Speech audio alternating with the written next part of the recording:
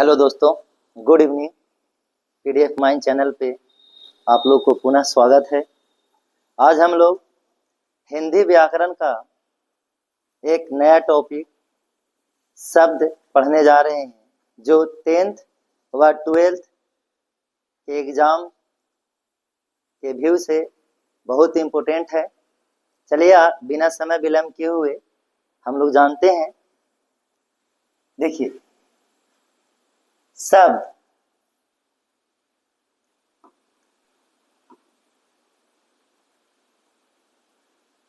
वर्णों के सार्थक समूह को शब्द कहते हैं। वर्णों के सार्थक सह जोड़ अर्थ, एक साथ जब अक्षर, वर्ण मतलब अक्षर, एक साथ जब अक्षर मिलते हैं तो उनसे जो भी अर्थ निकलता है उसको शब्द के नाम से हम जानते हैं। जैसे आप कह सकते हैं का जोड़ मा जोड़ ला। यहाँ पे आप देख रहे हैं 3 अक्षर क म ल, कमल मिलके का म और ल, 3 अक्षर मिलकर आपका कमल शब्द का निर्माण किया। उसी तरह से आप बोल सकते हैं फ और ल, ये 2 अक्षर मिलकर आपका फल शब्द का निर्माण किया। और बहुत सारे शब्द हो सकते हैं, लेकिन जिनका अर्थ निकलना चाहिए। यहाँ पर वर्ण शब्द का परिभाषा का था, वर्णों के सार्थक समूह को शब्द कहते हैं। अब हम लोग देखते हैं कि शब्द के प्रकार। तो यहाँ पे शब्द को 4 तरह से खंडित किया गया है, बांटा गया है। एक स्रोत या उत्पत्ति के आधार पे, सोर्सेज के आधार पे, दूसरा बनावट के आधार पे, तीसरा अर्थ के आधार पे, और चौथा रूप परिवर्तन के आधार पे, अर्थात कह सकते हैं रूपांतरण के आधार पर। अब हम लोग देखते हैं यहाँ पर कि स्रोत उत्पत्ति के आधार पे शब्द के कितने भेद होते हैं।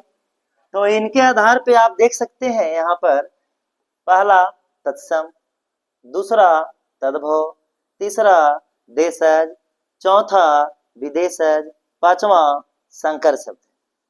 बारी बारी से इन सभी शब्दों के बारे में विस्तार पूर्वक हम आगे अध्ययन करेंगे। अब यहाँ पे हम देखते हैं बनावट या रचना के आधार पर शब्द के भेद। तो बनावट या रचना के आधार पर शब्द के भेद 3 होते हैं, रूढ़, यौगिक, जोगरूढ़। फिर देखते हैं अर्थ के आधार पे। ऐसे तो आप लोग पढ़े होंगे सार्थक और निरर्थक, परंतु यहाँ पे आपको हम खंडित करके दिखाए हैं अर्थ के आधार पे। एक अर्थी शब्द जिसका केवल एक अर्थ निकलता हो, अनेकार्थी शब्द जिसका कई अर्थ निकलते हो, विलोम शब्द जिसको आप लोग उल्टा शब्द भी के नाम से भी जानते हैं, पर्यायवाची शब्द मतलब एक ही नाम का कई नाम होता है, और युग्म शब्द माने जोड़ा वाला शब्द। तो इस तरह से अर्थ के आधार पे शब्द होते हैं। रूपांतरण, रूप में परिवर्तन के आधार पे शब्द को 3 भागों में बांटा गया है। पहला रूप के आधार पे आपको शब्द को 2 भाग में आप देख सकते हैं बांटा गया है। पहला विकारी और दूसरा अविकारी। विकारी शब्द के अंतर्गत आपको आते हैं संज्ञा, जो बहुत पहले से आप इस शब्द से परिचित होंगे, सर्वनाम, विशेषण और क्रिया। इसके बाद अविकारी में आता है क्रिया विशेषण, समुच्चय बोधक, संबंध बोधक, विस्मयादि बोधक। अविकारी शब्द के बारे में आप पूर्ण रूप से तो जानकारी नहीं लिए होंगे, जहां तक मुझे संभावना है, और जानते होंगे तो अच्छी बात है। ऐसे इस 4 शब्द, विकारी शब्द के जो 4 यहाँ पे भेद देख रहे हैं, संज्ञा, सर्वनाम, विशेषण और क्रिया, इससे पहले से ही भली भांति आप शायद अवगत होंगे। चलिए अब हम बारी बारी से सबके बारे में संपूर्ण जानकारी लेते हैं।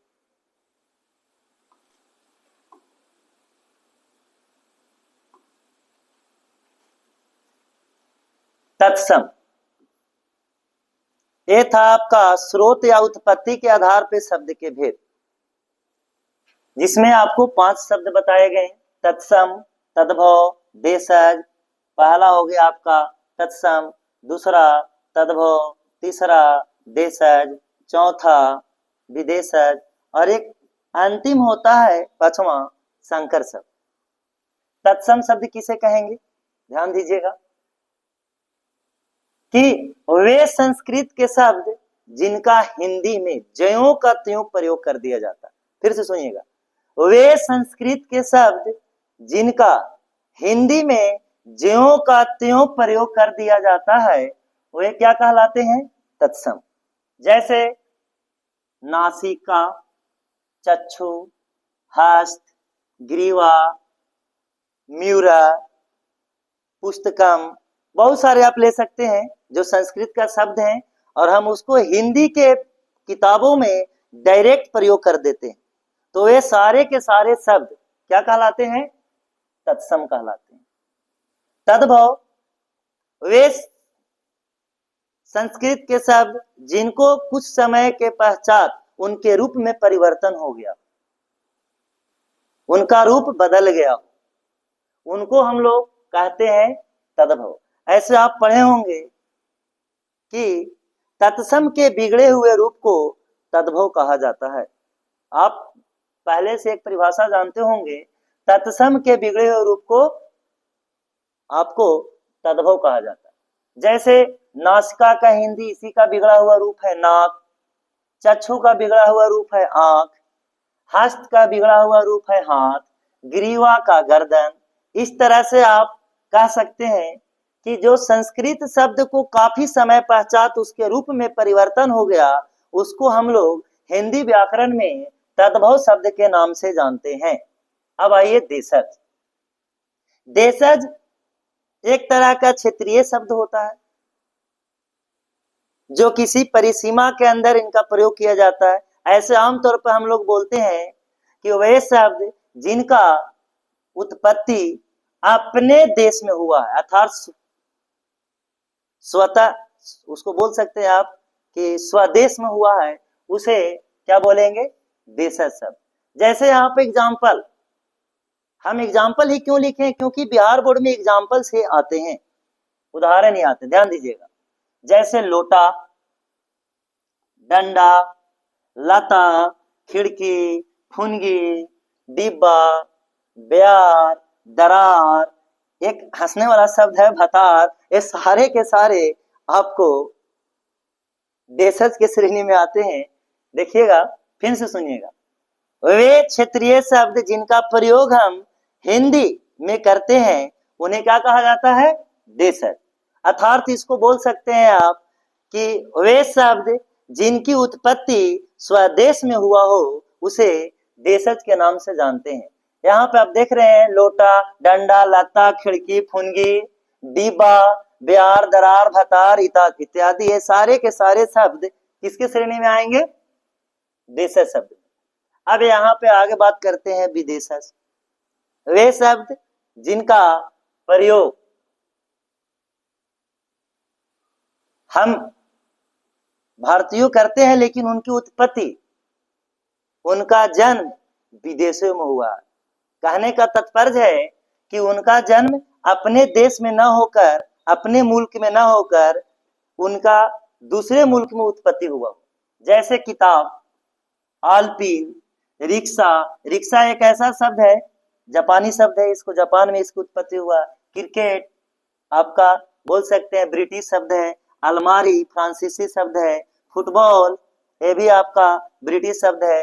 अस्पताल फ्रांसीसी शब्द है। डॉक्टर आप देख सकते हैं ये भी ब्रिटिश शब्द है।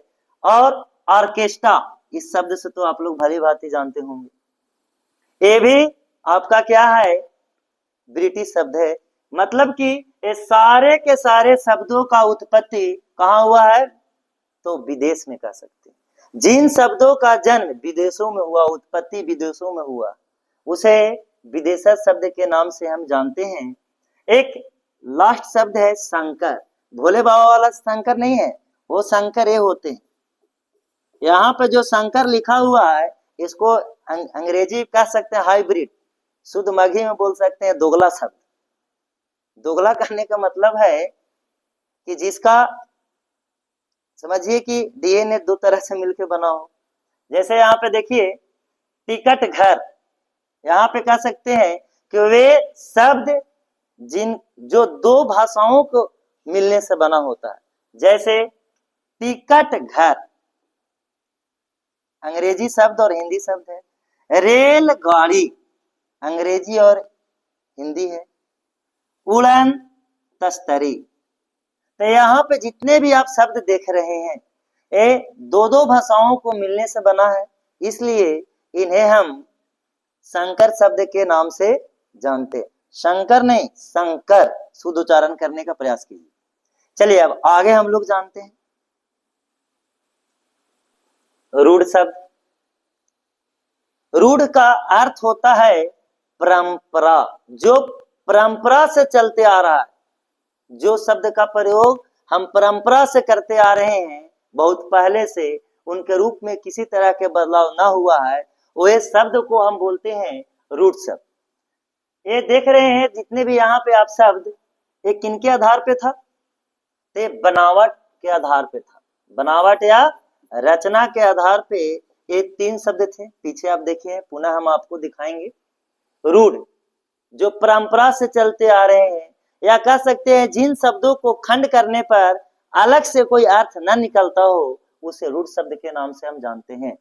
जैसे आप देख सकते हैं घर, देव, कपड़ा, पुस्तक, गंगा, उदर। उदर का अर्थ होता है पेट, कान, आंख इत्यादि। ये सारे के सारे जितने भी आप यहाँ पे शब्द देख रहे हैं, ये रूढ़ शब्द के श्रेणी में आते हैं। अब बात करते हैं यौगिक। नाम से क्लियर है कि ये मिलके बना हुआ यौगिक कंपाउंड की बात कर रहा है। मतलब शब्दों को संयोग के उपरांत ये शब्द बने होते हैं। जैसे आप देख सकते हैं यहाँ पे विद्यालय, विद्या जो आलय, ये दो रूढ़ शब्द से मिलकर बना, एक विद्या और एक आलय। रूढ़ शब्द का डिफिनेशन ही होता है, परिभाषा होता है, वे शब्द जो दो या दो से अधिक रूढ़ शब्दों के संयोग से बने होते हैं, या जो शब्द उपसर्ग या प्रत्यय के लगने से बनते हैं, उन्हें हम यौगिक शब्द के नाम से जानते हैं। उपसर्ग किसको कहते हैं पढ़ाएंगे हम।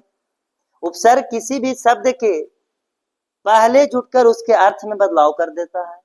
प्रत्यय किसी शब्द के बाद में, बोले तो अंतिम में जुटकर उसके अर्थ को बदलाव कर देता है। तो यौगिक का परिभाषा क्या कहेंगे? वे शब्द जो दो या दो से अधिक रूढ़ शब्दों के संयोग से बना होता है, या आप कह सकते हैं कि जो शब्द उपसर्ग या प्रत्यय लगकर बने होते हैं, उन्हें हम क्या कहेंगे? यौगिक के नाम से जानेंगे। जैसे देखिए यहाँ पे फिर से विद्या जोड़ आलय, विद्यालय।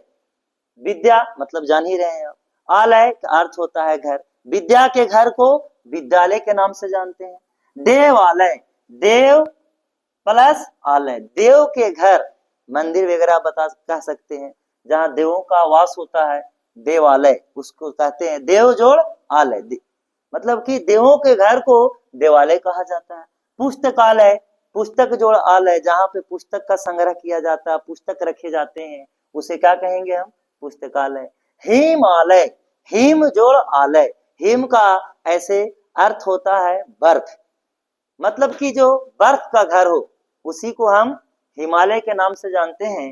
ये दो दो रूढ़ वर्णों के मिलने से बना है। और आगे हम देख सकते हैं, कह सकते हैं, यहाँ उपसर्ग प्रत्यय पे यहाँ पर कुछ कुछ शब्द दिए हुए हैं। यौगिक शब्द का एग्जाम्पल में है प्रहार, हार के पहले प्र जुटा हुआ। प्र एक तरह के क्या है जी? तो उपसर्ग है। हार में प्र जुट गया तो इसका अर्थ बदल गया। प्रहार मतलब कि चोट देना। अब यहाँ पे प्रबल, बल, बल में प्र जुट गया, उपसर्ग प्र उपसर्ग जुटने से यहाँ पे इसका सीधे अर्थ बदल जा रहा है। सौंदर्य, फिर यहाँ पर देख सकते हैं आप मधुरता, मधुर जोड़ता, यहाँ पे आप ता शब्द मधुर में जुट गया, मतलब कि प्रत्यय है। सुंदरता, सुंदर जोड़ ता, ता एक तरह के अंति में जुट रहा है, इसको हम प्रत्यय कह सकते हैं। और अभी हम पढ़े कि उपसर्ग या प्रत्यय से जो शब्द बने होते हैं उन्हें यौगिक कहते हैं। तो आप यहाँ पर देख पाए कि उपसर्ग का भी एग्जाम्पल दिया हुआ है और प्रत्यय का भी एग्जाम्पल दिया हुआ है। तो आप सिर्फ ये बात न याद रखिएगा, ये सारे तो बच्चे जानते हैं, उपसर्ग प्रत्यय वाला एग्जाम्पल में आ जाएगा, एग्जाम में आ जाएगा कि प्रहार कौन सा शब्द है, तो बच्चे ये सब में फंसते हैं, इस पे आपको कंसीडर करना। चलिए अब आगे बात करते हैं हम लोग योग रूढ़। योग रूढ़ एक तरह का यौगिक शब्द ही होता है, परंतु वे साधारण अर्थ को छोड़कर विशेष अर्थ ग्रहण करता। वैसे शब्द जो साधारण अर्थ को छोड़कर कोई अपने आप में विशेष अर्थ ग्रहण करता है, कुछ अलग बताना चाहता है, उसी शब्द को हम योग रूढ़ के नाम से जानते हैं। जैसे नीलकंठ, जिसका कंठ नील के समान हो उसे नीलकंठ कहा जाता है। लंबोदर, समझिएगा, लंब जोड़ उदर, उदर मतलब पेट, जिसका पेट कैसा हो, लंबा हो। ऐसे बोले तो गणेश, गणेश का पेट बहुत बड़ा होता है, लंबा फेंकले रहता है, समझ रहे बात पे। तो यहाँ पे आप देख सकते हैं कि लंबोदर कहने का अर्थ है हम गणेश को बात कर रहे। पीतांबर, पीतांबर को आप कह सकते हैं पीत जोड़ अंबर, पीत जोड़ अंबर, पीत जोड़ अंबर, मतलब कि जिस अंबर मतलब वस्त्र होता है जी, पीत मतलब पीला, जिसका वस्त्र कैसा हो, पीला हो, जिसका वस्त्र पीला हो उसी को क्या कहते हैं, पीतांबर। आप बोल सकते हैं कृष्ण या विष्णु को हम पीतांबर के नाम से जानते हैं। अब यहाँ पर देख रहे हैं श्वेतांबर, श्वेत जोड़ अंबर, जिसका वस्त्र कैसा हो, जो कैसा वस्त्र धारण करता हो, उजला, श्वेत माने उजला होता है, अंबर माने वस्त्र, जो उजला वस्त्र धारण करता हो उसी को क्या कहते हैं, श्वेतांबर के नाम से हम जानते हैं। मतलब यहाँ पर देखिए आप बोल सकते हैं बिना पानी, पुस्तक धारणी, तो यहाँ पर पुस्तक धारणी कहने का मतलब है कि आप सरस्वती की बात कर रहे हैं। आप और बोल सकते हैं पंकज, कहने का मतलब है पंख जोड़ ज, पंख मतलब होता है जी कीचड़, और जा मतलब की जल, जिसका सॉरी जा मतलब जन्मे, जा मतलब जन्मे, पंख मतलब कीचड़, जा मतलब जन्मे, जिसका जन्म कहाँ हुआ है, कीचड़ में हुआ हो, उसे क्या कहेंगे हम, कमल के नाम से जानते हैं। और कमल को ही हम क्या कहते हैं, पंकज कहते हैं। पंख जोड़ जा, पंख मतलब कीचड़, जा से जन्मा, जो कहाँ जन्मा हो, कीचड़ में, उसको क्या कहते हैं हम लोग, पंकज। ऐसे वो होता क्या है, तो कमल, कमल को हम पंकज भी कहते हैं। मतलब पंकज कहने का तात्पर्य है कि कमल को हम संकेत कर रहे हैं, मतलब कि साधारण अर्थ को छोड़कर ये सारे जितने भी आप शब्द देख रहे हैं, ये सारे के सारे शब्द एक तरह के विशेष अर्थ ग्रहण कर रहे हैं। चलिए अब हम लोग फिर से यहाँ पे देखते हैं। तो हम लोग अभी पढ़े स्रोत के आधार पे शब्द के भेद, बनावट के आधार पर शब्द के भेद। अब यहाँ पे अर्थ के आधार पर देख ही रहे, एक अर्थी मतलब जो एक अर्थ देने वाला शब्द हो, अनेक अर्थी जो अनेक अर्थ देता हो, इस सब के बारे में आपको पढ़ाया जाएगा। विलोम शब्द, उल्टा शब्द, जैसे आप लोग ऊंचा के नीचा, मोटा के पतला, ये सब चीज जानते होंगे। घर के बाहर, पर्यायवाची शब्द जैसे आंख का बोल सकते हैं कि नयन, लोचन, विलोचन, चक्षु, दृष्टि। घर का बोल सकते हैं आलय, साला। यहाँ पे वो साला नहीं समझना, ये वाला साला नहीं, मामला गड़बड़ हो जाएगा। ये साला, साला मतलब घर होता है, तलबी से साला, समझ रहे हैं। तो यहाँ पे बोल सकते हैं जैसे पाठशाला होता है जहाँ पे पाठ पढ़ाया जाता है, तो साला आप बोल सकते हैं झोपड़ी, कुटिया, मकान, ये सारे के साथ गृह, ये सारे के सारे ये शब्द हैं, जितने भी ये सब मैंने अभी नाम लिया, ये सब घर का पर्यायवाची शब्द है। तो पर्यायवाची शब्द से आप अवगत होंगे। युग्म मैंने जोड़ा, जो युग्म में शब्द होते हैं बताया जाएगा। और भी होता है श्रुति सम भिन्नार्थक शब्द। श्रुति सम भिन्नार्थक शब्द जो सुनने में एक जैसा हो। श्रुति सम, श्रु माने सुनना, सम माने एक जैसा, और भिन्न मतलब अलग अलग, और अर्थ मतलब जो सुनने में एक जैसा हो लेकिन उनका अर्थ अलग अलग निकलता हो, उन्हें श्रुति सम भिन्नार्थक शब्द कहते हैं। मतलब कि अर्थ के आधार पे आप देख रहे हैं, यहाँ पे मैं आपको बताया, इनके बारे में स्पेशल पढ़ेंगे हम लोग। अब रूपांतरण या रूप के परिवर्तन के आधार पे शब्द का भेद होते हैं। विकारी शब्द, अविकारी शब्द। विकारी में आपको आएगा संज्ञा, सर्वनाम, विशेषण, क्रिया। अविकारी में क्रिया, विशेषण, समुच्चय बोधक, संबंध बोधक और विस्मयादि बोधक। अब यहाँ पे विकारी शब्द कहते कि नहीं है, थोड़ा सा जानेंगे। वे शब्द जिनका प्रभाव लिंग, वचन, कारक, काल के आधार पे उनके पर पड़ता है। मतलब बोल सकते हैं वे शब्द जिनका रूप लिंग, वचन, काल, कारक के आधार पर रूप में परिवर्तन होता है, उसे क्या कहते हैं जी? विकारी शब्द। वे शब्द जिनके रूप में लिंग, वचन, कारक, काल ये सब के आधार पे इनका रूप में यदि परिवर्तन होता है तो सारे के सारे विकारी के श्रेणी में आएंगे। और जिनका रूप में किन्हीं तरह का कोई परिवर्तन नहीं होता है, उन्हें हम क्या कहेंगे? अविकारी। इनको एक तरह के अव्यय भी बोल सकते हैं, अव्यय के नाम से भी जान सकते हैं। अब देखिए, संज्ञा से आप भली भांति अवगत होंगे। संज्ञा में भी मैं थोड़ा सा आपको बातें वही है जो आप पहले पढ़े हैं, बस थोड़ा सा समझाने का नजरिया और तरीका अलग है। आप थोड़ा सा इसको देखने का प्रयास करेंगे। देखिए, संज्ञा भी जब मैं आपको पढ़ाऊंगा तो थोड़ा सा कुछ अलग बताने का प्रयास करूंगा। सर्वनाम, विशेषण, जैसे बच्चे सर्वनाम की बात करें तो सर्वनाम में बच्चे सर्वनाम की कुल कितने संख्या होते हैं मूल रूप से, तो बच्चे बोल देते हैं 6, वो भेद होते हैं। सर्वनाम के मूल रूप से संख्या 11 होते हैं, जो आपको बिहार बोर्ड में आया हुआ है, 10th में भी और 12th में भी। अब तो इतने बातें हम लोग की। संज्ञा में भी आप जैसे कि जातिवाचक संज्ञा, व्यक्तिवाचक संज्ञा में आपको डिफरेंस अंतर बताएंगे हम। बहुत सारे ऐसी चीजें जो एक ही शब्द है लेकिन वाक्य के प्रयोग के अनुसार वे अलग अलग हो जाते हैं, व्यक्ति हो जाते हैं, कभी जाति हो जाते हैं। जैसे एग्जांपल आपको देते हैं कि शेर ताकतवर होता है।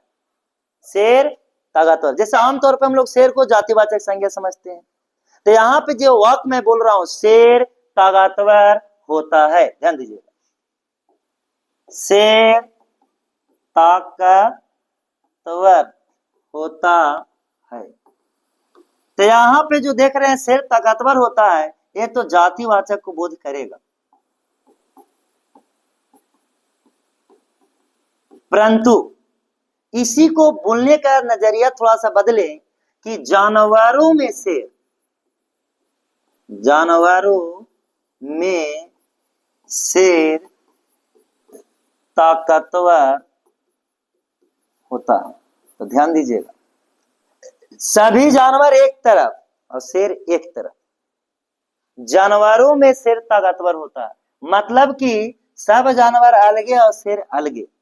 यहाँ पे व्यक्तिवाचक का बोध करवा रहा है, ये वाक्य व्यक्तिवाचक को बता रहा है। तो आप डायरेक्ट शब्द को देखकर संज्ञा की पहचान नहीं कर सकते हैं। इस पे हम लोग आएंगे नेक्स्ट वीडियो में। आज यहाँ पे पढ़े। अब थोड़ा सा बताते हैं कि क्वेश्चन यहाँ से कैसे आएंगे बिहार बोर्ड में। 2 मिनट और देखेंगे, जुड़े रहिए।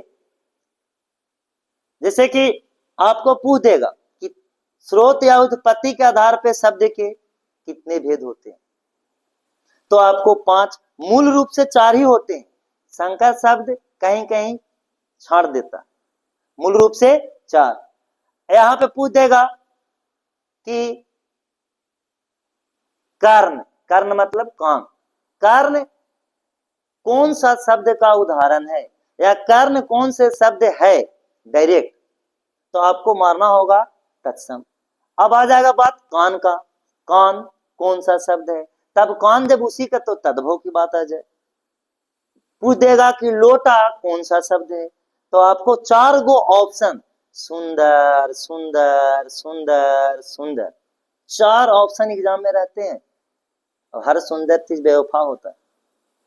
आपको सबसे सुंदर चुन के मारना है उसमें कि कौन सा, ऑल ओवर देखना है कि सही में सही कौन है। तो देखिए यहाँ पे उस तरह से आपको एग्जाम्पल्स आएंगे पकड़ने के लिए। परिभाषा किसी भी एग्जाम में न 10th में आता है न 12th में आता है, उसकी भूमिका सिर्फ शब्दों की पहचान करने भर ही है। अब यहाँ पे उस तरह से रूढ़ में आ जाएगा, यौगिक में आ जाएगा। जैसे कि एग्जाम्पल्स आपको आ जाएंगे यहाँ पे कि आपको पूछ देगा विद्यालय कौन सा शब्द है, तो 4 गो ऑप्शन देगा, रूढ़, यौगिक, योग रूढ़, तत्सम। तो आपको मारना होगा क्या भाई, यौगिक। या फिर इनमें से सभी करके भी दे सकता है, इनमें से कोई नहीं करके दे सकता है। उसी तरह से आपको आ जाएगा लंबोदर शब्द है, और ऑप्शन देगा रूढ़, यौगिक, योग रूढ़, और दे देगा लास्ट में इनमें से कोई नहीं। तो आपको पहचान करना है कि भाई लंबोदर कौन से शब्द है। तो लंबोदर लंब जोड़ उदय, उदर जिसका पेट लंबा हो, जो साधारण अर्थ को छोड़कर विशेष अर्थ ग्रहण करता हो, तो उस किसके श्रेणी में आ जाएगा जी, यौगिक शब्द के। तो इस तरह से आप देख सकते हैं। तो बहुत सारे हम लोग छोटा सा प्रयास किया गया, आपको हम लोग बहुत सारे चीज सीखे हैं यहाँ पे। और इतना ही आपको बिहार बोर्ड में आएगा, चाहे वो 10th का हो या 12th का हो, इससे ज्यादा क्वेश्चन बाहर से नहीं आएंगे। हमसे जुड़े रहें और फिर मिलते हैं हम लोग पुनः नेक्स्ट लेक्चर में। Thank you, all the best.